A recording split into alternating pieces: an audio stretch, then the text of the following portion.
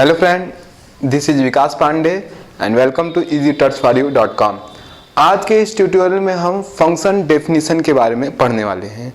जैसा कि पिछले वीडियो में हमने देखा कि किस तरीके से हम फंक्शन के जो प्रोटोटाइप होता है, किस तरीके से हम फंक्शन बनाते हैं और कैसे उसे हम कॉल कर सकते हैं, यानी फंक्शन प्रोटोटाइप और फंक्शन कॉल के बारे में हम पढ़ चुके हैं।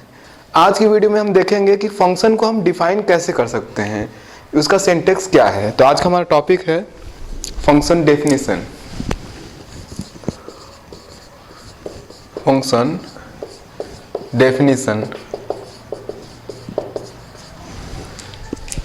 तो इस तरह से अगर हमें एक फंक्शन प्रोग्राम में यूज़ करना हो तो हम फंक्शन को सबसे पहले फंक्शन का प्रोटोटाइप लिखते हैं, फिर फंक्शन को हम कॉल कर सकते हैं और फंक्शन को हम डिफाइन करते हैं। मतलब ये 3 स्टेप्स है: फंक्शन प्रोटोटाइप, फंक्शन कॉल और फंक्शन डेफिनेशन।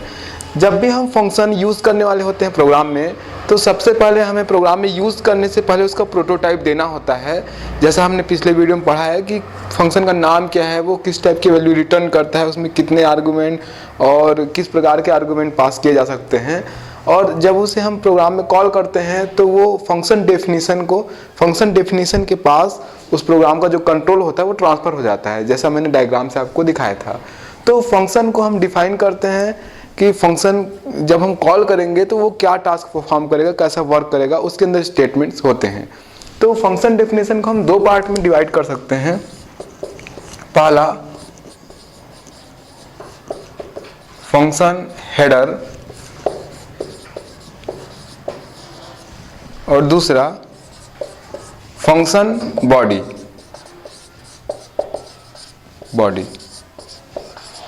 यहाँ पर जो ये 2 पार्ट फंक्शन हेडर और फंक्शन बॉडी है, ये फंक्शन डेफिनेशन के 2 पार्ट है।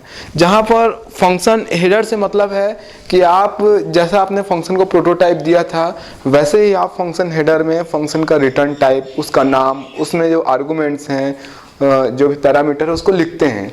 उसके बाद फंक्शन बॉडी मतलब अब आप फंक्शन डिफाइन कर रहे हैं कि फंक्शन जब कॉल किया जाएगा तो उसके अंदर कौन से स्टेटमेंट्स हैं जो एग्जीक्यूट होंगे। तो जिस तरीके से मेन फंक्शन की बॉडी होती है कर्ली ब्रेसेस ओपन से कर्ली ब्रेसेस क्लोज तक, उसके अंदर हम स्टेटमेंट लिखते हैं, वैसे ही हमारे यूजर डिफाइंड फंक्शन की जो बॉडी होगी वो कर्ली ब्रेसेस ओपन से क्लोज के अंदर होगी, जहां हम लोकल वेरिएबल बना सकते हैं, स्टेटमेंट लिख सकते हैं। अगर हमारा जो फंक्शन है वो रिटर्न करता है तो रिटर्न स्टेटमेंट का भी यूज़ कर सकते हैं। तो फंक्शन हेडर से स्टार्ट करते हैं। फंक्शन हेडर और बॉडी दोनों को एक साथ देखते हैं। फंक्शन डेफिनेशन का सिंटैक्स है वो इस तरीके से है: टाइप, उसके बाद आप लिखेंगे फंक्शन का नाम, फिर होगा पैरामीटर लिस्ट।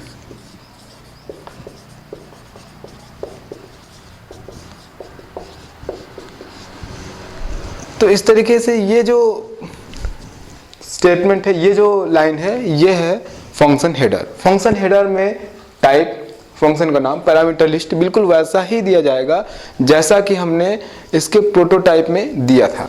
लेकिन प्रोटोटाइप जब हम बनाते हैं तो वहाँ पे हम लास्ट में सेमीकोलन लगाते हैं, यहाँ पे कोई सेमीकोलन नहीं लगाएंगे। उसके बाद इस तरीके से कर्ली ब्रेसेस ओपन होगा और curly braces close.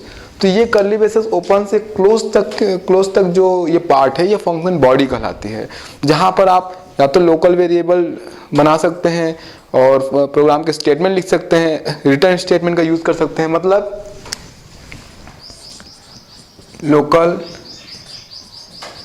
Variable declarations ये हो सकता है, दूसरा स्टेटमेंट्स हो सकते हैं,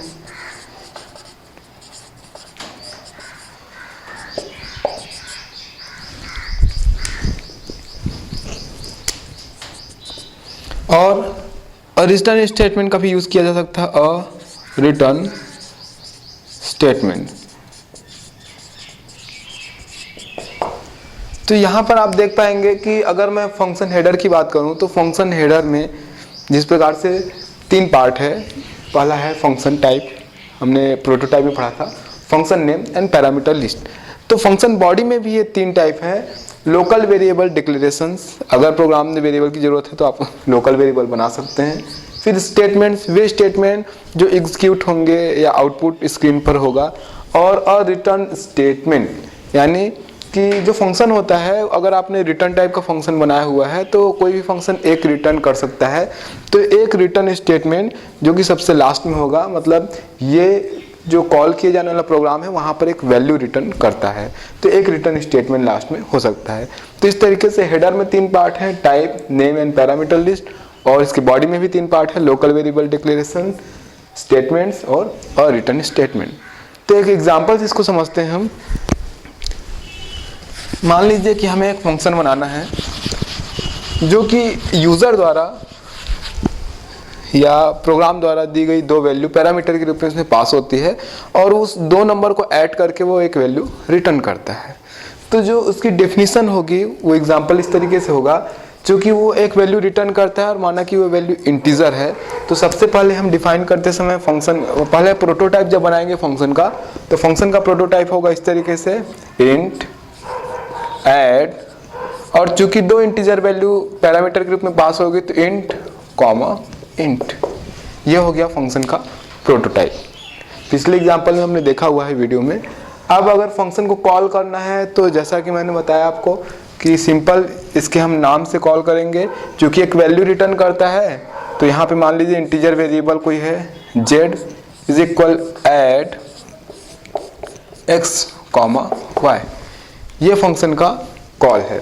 मतलब फंक्शन को कॉल करते समय यहाँ पे 2 पैरामीटर पास किया गया, एक्स वाई, या कोई इंटीजर वैल्यू होगी। लेकिन जब फंक्शन को डिफाइन करना होगा तो डिफाइन करते समय फिर हम इस तरीके से लिखेंगे, पहले फंक्शन का हेडर इंट, फंक्शन का नाम ऐड। यहाँ पर ध्यान देने वाली बात ये होगी कि यहाँ पर इंट कॉमा इंट, ये जो रखा गया है, ये 2 इंटीजर वैल्यू यहाँ पर बताया गया है कि 2 इंटीजर पैरामीटर पास होंगे जो इंटीजर होंगे। तो यहाँ पर कोई वेरिएबल का नाम नहीं लिखा गया, केवल टाइप बताया गया है कि 2 जो पैरामीटर होंगे इंटीजर टाइप के। लेकिन जब आप फंक्शन को डिफाइन करते हैं तो आपको वहाँ पर वेरिएबल नेम लिखना होगा। जैसे मैं यहाँ पे लिखूँगा इंट ए कॉमा इंट बी, और उसके बाद ये कर्ली ब्रेसेस ओपन। तो यहाँ पे ध्यान रखने वाली बात यह है कि प्रोटोटाइप के समय हमने केवल यहाँ पर टाइप दे दिया, यहाँ पर आपको वेरिएबल के नाम लिखने की कोई ज़रूरत नहीं है, और लास्ट में सेमी कोलोन का यूज़ किया। लेकिन जब हम डिफाइन करते हैं तो वहाँ पर हम वेरिएबल का नाम लिखते हैं उसके साथ ही, और यहाँ पे सेमी कोलोन नहीं यूज़ किया जाता, कर्ली ब्रेसेस ओपन। अब इसके अंदर स्टेटमेंट हो सकते हैं, जो भी स्टेटमेंट आपको यूज़ करना है एडिशन के लिए वो स्टेटमेंट्स हो सकते हैं, और लास्ट में एक रिटर्न वैल्यू के लिए रिटर्न स्टेटमेंट हो सकता है, रिटर्न, और ये क्लोज। तो इस तरीके से ये फंक्शन डेफिनेशन का एक एग्जांपल है। तो यहाँ पर आप देख सकते हैं ऐड फंक्शन हमने बनाया, इस तरीके से उससे कॉल किया जा सकता है प्रोग्राम में। और ये फंक्शन की डेफिनेशन देते समय जो अंतर है वो ये है कि आपको वेरिएबल के नाम लिखने होंगे, सेमीकोलन का यूज़ नहीं किया जाएगा, और ये कर्ली ब्रेसेस ओपन से बंद के अंदर फिर आप वो स्टेटमेंट लिखेंगे कि आप कैसे उसको ऐड करते हैं। और लास्ट में कोई अगर वैल्यू रिटर्न हो रही है, जैसे यहाँ इंटीजर वैल्यू रिटर्न हो रही है, तो आप एक रिटर्न स्टेटमेंट का यूज़ करेंगे जहाँ पर आप कोई वैल्यू रिटर्न कर सकते हैं। तो इस तरीके से आज की वीडियो में हमने देखा कि कैसे हम फंक्शन को डिफाइन कर सकते हैं।